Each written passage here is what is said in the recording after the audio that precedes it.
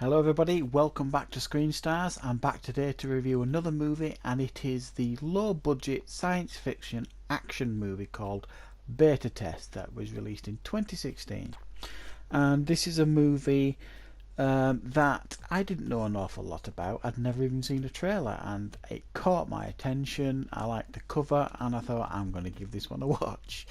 And I have to say, whereas it does have its issues, this movie, it's a bit of harmless, dumb fun.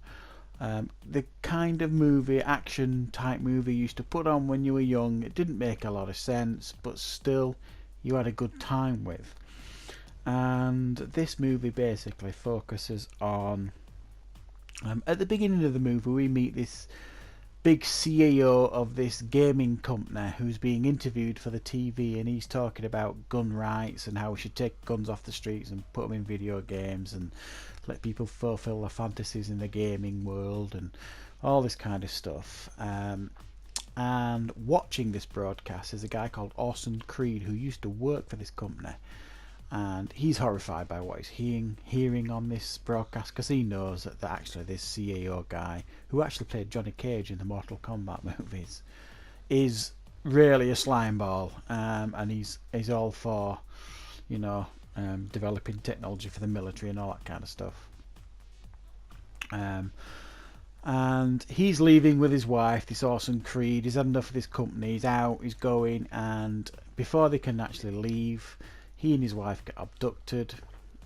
He's knocked unconscious, and they perform surgery on him right there and then, and they like implant something in the back of his neck. It's like this gaming chip.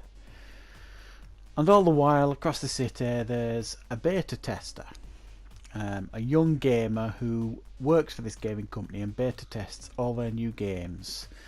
And he's sent this new game to test out, and he's been told it's the most realistic game, it's something new.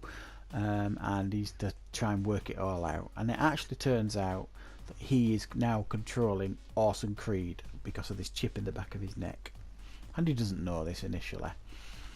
And initially he's told to go to this bank and stop this bank robbery and steal the money, and then he's got to go to a school and participate in like this guy who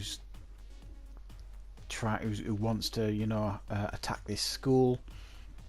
And they basically, once he figures out what's going on, this gamer, he slowly figures it out because he sees a news broadcast about the robbery, and he figures out very quickly, hang on a minute, that was me. So Eve hatches a plan, and he contacts this Orson Creed directly, and they hatch a plan to turn the tables on the people that are trying to manipulate them.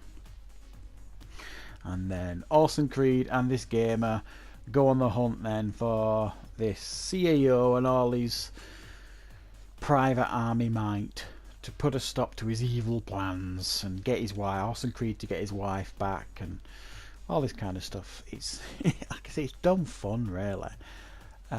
Right off the bat, this film makes no sense. The gaming technology in it doesn't. I don't remember it giving a time when this movie's set. It feels like it's present time. It's not years in the future or anything. The technology like that is just non-realistic at all. It's farcical really, and the graphics that they say this game that they're giving him is like the most revolutionary game ever made, and graphically it looks like a 90s PC game. It's really bad graphics in this game.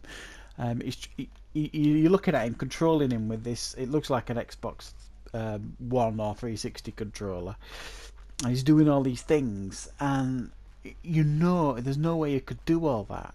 He's driving him around the streets in his car.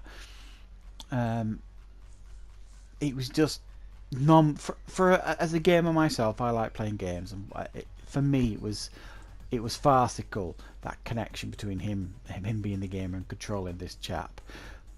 And initially the first 10, 15, 20 minutes of this I was rolling my eyes constantly, and it started getting on my nerves, and then I just thought, no, just give it a chance.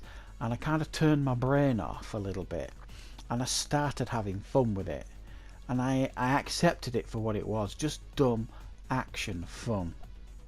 The fight scenes they give you are pretty enjoyable, nicely choreographed for the most part. Some of the shooting stuff is very cheaply done. Some of the acting's not brilliant, although I've seen far worse. I have to be honest, I really have seen far worse. But as a movie overall, it's not half bad. Like I say, it's one of those movies you can just put on, and as long as you accept it for what it is, fairly cheap, low budget action flick, you'll probably have a decent time with it. It's not shockingly bad, although there are elements of it that will make you giggle. They're so stupid. But yeah, I'm quite glad I watched it. I had a decent time watching it. Quite fun. And you could do far worse, that's definitely for sure.